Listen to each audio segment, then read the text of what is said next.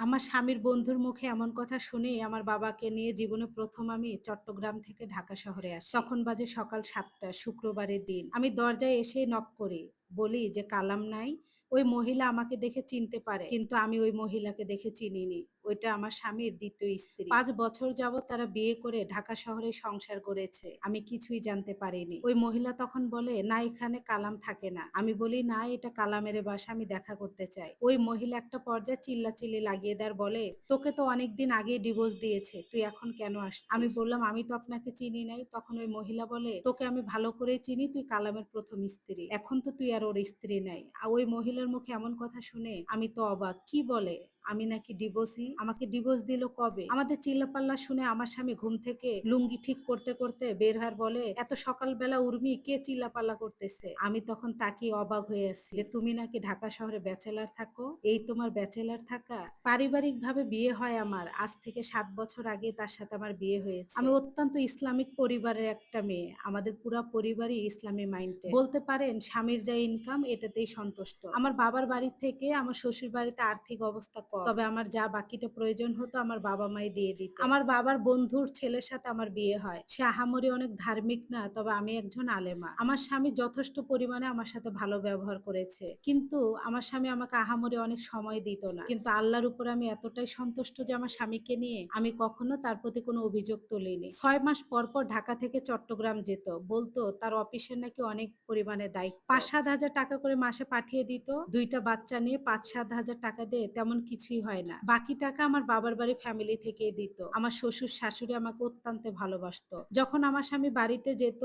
৫ ওয়াক্ত নামাজ পড়তো, তাহাজ্জুদ আদায় করত। সে যেটাই বলতো আমি তার কথা অন্ধের মতো বিশ্বাস করে নিতাম। আমার বিয়ে হয়েছে ৭ বছর। কখনো আমরা একসঙ্গে বাচ্চাদেরকে নিয়ে ঈদ করিনি। কারণ আমার স্বামী সবসময় ঈদের পরের দিন বাড়িতে যেত। আমাকে বলতো তার অফিসে নাকি অনেক কাজে ব্যস্ততা। বলতো, "রাবেয়া, আমার ঘাড়ে এত পরিমাণে দায়িত্ব।" আমার শ্বশুর শাশুড়ি সরল সোজা মানুষ। তারাও কখনো জানতে চায়নি যে আর তো কেন ঈদের দিন ছুটি দেয় না। ঈদের পরের দিন আমাদের জন্য শপিং করে নিয়ে যেত। এটা নিয়ে আমি সন্তুষ্ট ছিলাম। ৬ মাসে ৩ মাসে বাড়িতে যেত। ২ দিনের বেশি কখনোই আমাদের সঙ্গে থাকতো না। আমার ৭ বছর বিবাহিত জীবন, সে যদি আমি দিন গোনা হিসাব করি ১ বছর গড়ে আমাকে সময় দিয়েছে কিনা তাও সন্দেহ আছে। তবু আল্লাহর দিকে তাকিয়ে যেহেতু আমার স্বামী, আমার বাবা আমাকে বিয়ে দিয়েছে, অত্যন্ত ভালো ব্যবহার করতো সে আমার সঙ্গে। ফোনে কথা বলতো দিনে ১ বার। অফিসে ব্যস্ত থাকতো। এজন্য খুব একটা কথা বলা হতো না। যখনই ফোন দিত সবকিছু খেয়াল রাখতো, বাচ্চাদের খবর। শুধু তার একটু ইনকামটাই কম ছিল। শুধু ইনকাম কম বলে আমি কি তাকে ছেড়ে যেতে পারি বা তাকে কিভাবে অবিশ্বাস করি? আল্লাহ তো রিজিক দেয়, তাই না? এটা ভেবেই কখনো আমার তার প্রতি রাগ অভিমান কিচ্ছু হয়নি। শুধু আল্লাহর কাছে সবুর করতাম আর বলতাম একটা সময় সব ঠিক হয়ে যাবে। কিন্তু ২ দিন আগে অফিসের কলিগ তারা আমার কাছে ফোন দেয় আর বলে, "আমি কামালের বন্ধু। ভাবি, আপনার বিষয়ে আমি একটা কথা বলতে চাই। কামাল দীর্ঘ ৫ বছর যাবত এখানে বিয়ে করে ফ্যামিলি নিয়ে সংসার করতেছে। অথচ আপনাকে দিনের পর দিন ঠকিয়েছে, আপনাদের কারো নাম্বার নাই। আমি অনেক কষ্ট করে এই নাম্বারটা জোগাড় করেছি। আপনার বিশ্বাস যদি না হয় আমি অ্যাড্রেস দিয়ে দিলাম। উনার সঙ্গে আমি কথা বলতে কোনোভাবেই রাজি না। কারণ আমি খাস পর্দা করি। আমি একজন আলেমা, কিভাবে পরপুরুষের সাথে কথা বলি?" উনি বলে, "ভাবি, আপনি আমার বোনের মতো। দয়া করে আপনার ভালোর জন্যই আমি বলতেছি। আমার কথা যদি বিশ্বাস না হয় আপনার বাবাকে ফোনটা দেন। অ্যাড্রেস দিলাম আমি, আপনারা এসে নিজে চোখে দেখবেন। ওর এখানে বাচ্চাও হয়েছে, ওর বউ ২য় বার প্রেগন্যান্ট, আবারও বেবি হবে। অথচ আপনাকে সময় দেয় না। আমার মনে হয়েছে আপনি আমার একজন ধর্মের বোন হিসাবে আপনাকে আমারে বলা এটা উচিত।" উনার এমন কথা শুনে আমার হাত থেকে ফোনটা পড়ে যায়। আমার বাবা আসে, এসে বলে, "কি হয়েছে?" আমার বাবাকে আমি সবটা বলি। আমার বাবাও অবিশ্বাস করতে পারেনি। একটা ছেলে মানুষ কিভাবে হঠাৎ করে ফোন করে সবটা বলে। আমার বাবাকে নিয়ে জীবনে ১ম চট্টগ্রাম থেকে ঢাকায় চলে আসি। আমার স্বামী কিছুই জানে না। আগের দিন রাত্রে তার সাথে আমার কথা হয়েছে। দিনে সে একবারই ফোন দিত, হয় রাত্রে না হলে বিকালে। এছাড়া কখনোই ফোন দিত না। ৭টা বাজে আমি ঢাকায় এসে পৌঁছেছি আমার বাবাকে নিয়ে। ২-৩ বার কলিং বেল দেওয়ার পর একটা মহিলা দরজা খোলে, স্কার্ট পরা আর গেঞ্জি পরা। দেখে বুঝলাম ভদ্রমহিলা, অত্যন্ত মডেলিং। কিছুক্ষণ বললাম যে, "কামাল এই বাসায় থাকে, একটু ডাক দেন।" ওই মহিলা আমাকে দেখে চিনে ফেলে। কারণ উনি নাকি আমার ছবি দেখেছিল। উনি বলে যে, "এখানে কামাল নামে কেউ থাকে না।" আমার বাবা বলে, "থাকে, ডাক দেন।" ওই মহিলা একটা পর্যায়ে চিল্লাপাল্লা শুরু করে দেয়, "এখানে কেউ থাকে না।" গেট আটকে দিতে চায়। আমার বাবা গেটের বাইরে থেকে বলে, "মা, দয়া করে একটু ডাক দাও, আমরা একটা জবাব নিয়ে চলে যাব।" ওই মহিলার কথা শুনে, মানে আমার হাজবেন্ডের ২য় স্ত্রীর,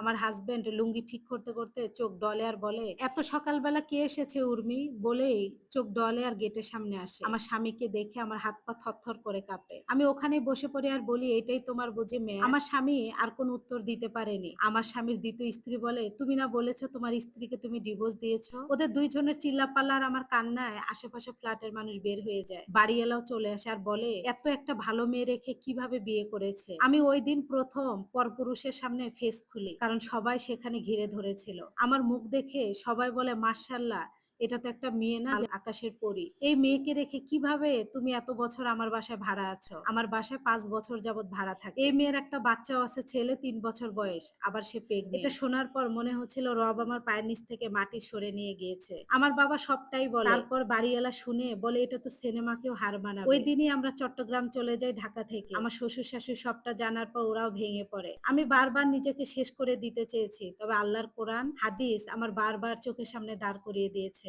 একটা ঠুনকো মানুষের জন্য আমার এই দামি জীবন আমি কখনোই শেষ করে দিতে পারি না।